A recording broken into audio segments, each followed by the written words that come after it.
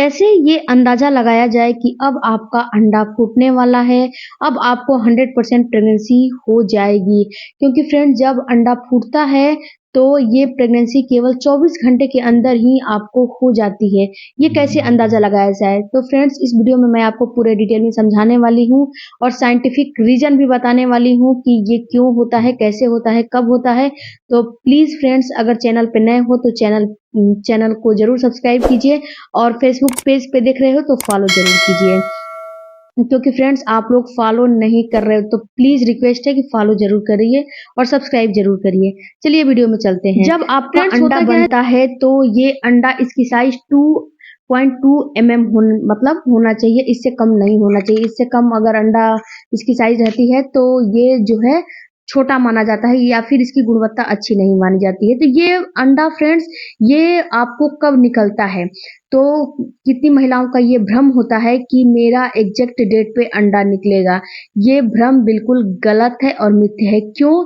क्योंकि देखो फ्रेंड्स होता क्या है कि सबका पीरियड जो है एक समय पे नहीं होता है, तो सबका ओवुलेशन भी एक समय पे नहीं होगा, ये तो ज़ाहिर-सी बात है। क्योंकि देखिए जैसे-जैसे आपकी पीरियड की साइकिल है, वैसे-वैसे ओवुलेशन का साइकिल भी होता है, वैसे-वैसे ओवुलेशन भी होता है। ये रिसर्चेज़ में साबित हो चुके हैं। कि अगर आपके 30 दिन की पीरियड की साइकिल है, तो आपको 14वें 15वें दिन ओवुलेशन हो जाएगा। 14वें दिन नहीं होगा तो 15वें दिन तो हो जाएगा, हो जाएगा। अगर आपका 30 दिन की साइकिल है तो अगर इसमें 1 दिन ऊपर-नीचे हो रहा है, तो आपको ओवुलेशन में भी 1 दिन ऊपर-नीचे होगा। ये कोई ज़रूरी नहीं है कि मैंने बताया 14 को हो जाएगा आपका ओवुलेशन तो 14 को ही हो जाएगा। हो सकता है 13 को रात को हो जाए, हो सकता है 14 को रात को हो जाए, हो सकता है 15 को दिन को हो जाए। तो ये कोई ज़रूरी नहीं होता है, बट इसके कुछ सिम्पटम्स होते हैं, ये सिम्पटम्स आपकी बॉडी में अपीयर होते हैं, उन्हें देख के आप ये समझ सकते हो 100% कि अब आपको ओवुलेट होने वाला है, अब आप ओवुलेट होने वाली है, अब आपके बॉडी में अंडा फूटने वाला है। क्योंकि फ्रेंड्स जब अंडा फूटता है उसी समय आपको रिलेशन में रहना चाहिए। उसी समय अगर आप रिलेशन में रहोगे तो 100% आपको प्रेगनेंसी हो जाएगी। अगर इस समय को आप मिस कर दोगे तो आपको प्रेगनेंसी पूरे महीने नहीं होगी, क्योंकि ये अंडा केवल 24 घंटे ही जीवित रहता है। इससे ज़्यादा इसकी सेल्फ लाइफ नहीं होती है, क्योंकि ये जो अंडा होता है अगर ये 24 घंटे के बाद इसको स्पर्म नहीं मिलता है तो ये वहीं पे फूट जाता है, वहीं पे मर जाता है और फिर जो अगला पीरियड आता है आपका जो पीरियड के साइकिल जो पीरियड आता है उसमें ब्लड के रूप में ये बाहर निकल जाता है। इसमें कुछ टिश्यूज होते हैं, एंडोमेट्रियम की दीवार होती है, ये सारा चीज़ आपके बच्चेदानी के थ्रू आउट हो जाता है, बाहर निकल जाता है। तो फ्रेंड्स आपको ये समझना काफ़ी ज़रूरी है कि आखिर आपका अंडा कब फूट रहा है। देखो फ्रेंड्स जब आपका अंडा एक फॉलिकल से निकलता है तो आपका फ़्लूपियन ट्यूब का मुँह बहुत छोटा होता है। तो क्या होता है कि उसमें वो अंदर जाता है, तो जब अंदर उसमें प्रवेश करता है तो ये अंडा 2.2 का होता है, तो ये जब उसमें प्रवेश करता है तो ये जैसे कि उसमें जाता है तो ये झटका देके जाता है। यानी कि जब उसको जो अगर किसी चीज़ का मुँह छोटा रहेगा और उसमें वो छोटे मुँह में बड़ा सामान डालोगे तो वो उसमें तो दर्द तो होगा ना। तो उसी तरह जब वो जाता है अंडा बाहर निकलता है तो आपके नाभि के आसपास पेन होता है। आपको ये पीरियड से कम 10 दिन बाद नोटिस करना शुरू कर देना है। 10 दिन के बाद अगर आपका पीरियड की साइकिल 30 दिन की है, तो इस चीज़ को नोटिस करना है कि आपकी पीरियड की साइकिल 30 दिन की है, तो 14वें दिन आपका ओवुलेशन होगा।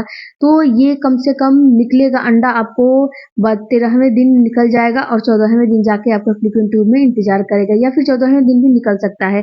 तो आपको इस चीज़ को देखना है कि आपके पेट में नाभि के आसपास दर्द महसूस होने लगता है अगर ये अंडा निकलता है तो। उसके बाद फ्रेंड्स जब अंदर जाता है तो वहाँ की दीवाल दीवाल जो अगल-बगल जो चमड़ी होती है वहाँ पे रगड़ खाता है। इस वजह से हल्की-सी ब्लीडिंग भी आपको हो सकती है।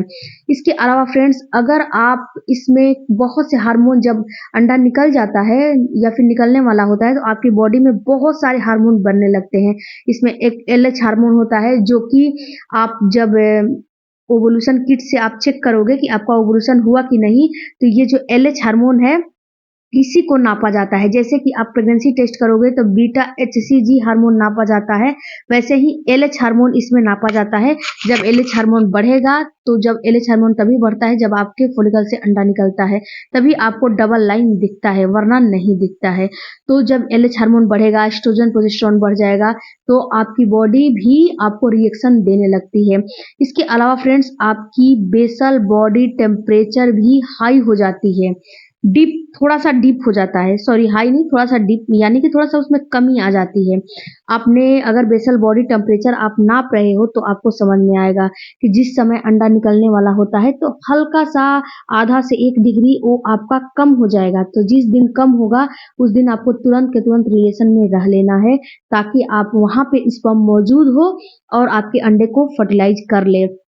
अगर आप बेसल बॉडी टेम्परेचर अपने पीरियड से 10वें दिन से शुरू करना है नापना, 10वें दिन से शुरू करिए नापना। जिस समय रात हो, यानी कि सुबह में ही नापा जाता है, जिस समय आपको लगे कि नहीं ये बेसल बॉडी टेम्परेचर थोड़ी सी हाई हुई है, उस समय आपको रिलेशन मेंटेन करना है, क्योंकि उसी समय आपका ओवुलेशन होने वाला है। फिर सडन ये बेसल बॉडी टेम्परेचर आपको इसमें आपको अप हो जाएगा, ये सडन, क्योंकि देखिए फ्रेंड्स, होता क्या है कि ये जब अप हो जाता है तो फिर जब इम्प्लांट होगा तो फिर ये डाउन हो जाएगा। ये अप कम से कम 4 से 5 दिन रहेगा और फिर जब इम्प्लांट की प्रक्रिया होगी तो फिर ये डाउन हो जाएगा। तो इस चीज को आपको समझना है। इसके अलावा फ्रेंड्स, आपको हाई लिबिडो होने लगेगी, यानी कि आपको सेक्सुअल डिजायर बढ़ जाएगी, आपको सेक्स करने का काफी मन करने लगेगा। जब आपका ओवुलेशन होता है तो उस समय ये आपके अंदर बॉडी आपको रिएक्शन देती है कि आपके अंदर हाई लिबिडो होने लगती है। इसके अलावा फ्रेंड्स, एक और सिम्टम्स नजर आएगा कि आपका डिस्चार्ज बढ़ जाएगा और ये डिस्चार्ज आपको वाटरी, चिपचिपा और स्ट्रेच वाला डिस्चार्ज निकलने लगेगा।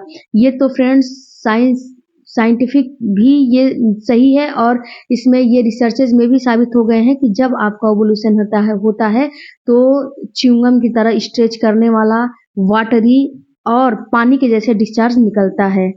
ये डिस्चार्ज निकलना काफ़ी ज़रूरी है, क्योंकि ये डिस्चार्ज आपके जो वेजाइना है उसमें या फिर आपके बॉडी के पीएच लेवल को मेंटेन करता है, इसीलिए ये डिस्चार्ज निकलता है। तो अगर ये डिस्चार्ज ऐसा आपको महसूस हो रहा है तो समझिए कि अब आपका ओवुलेशन होने वाला है, अब आपको तुरंत के तुरंत इंटरकोर्स करना है।